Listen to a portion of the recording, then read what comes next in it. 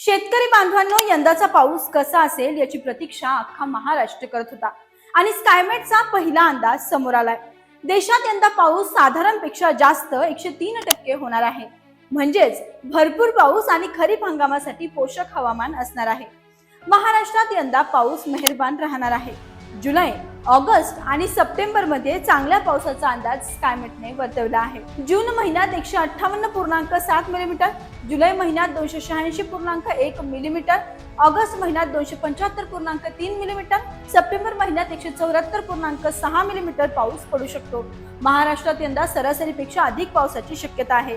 पण लक्षात ठेवा, योग्य नियोजन हाच यशाचा मंत्र आहे। बियाणं, खत आणि पाणी सर्व काही वेळेवर तयार ठेवा। शेतीसाठी हवा तसा पाऊस येणार आहे, त्यामुळे आता वेळ आहे तुमच्या तयारीची। बाकी असेच हवामान अंदाजाचे महत्त्वपूर्ण व्हिडिओ पाहण्यासाठी ॲग्रो ड्रीम मराठीला नक्की सबस्क्राइब करा।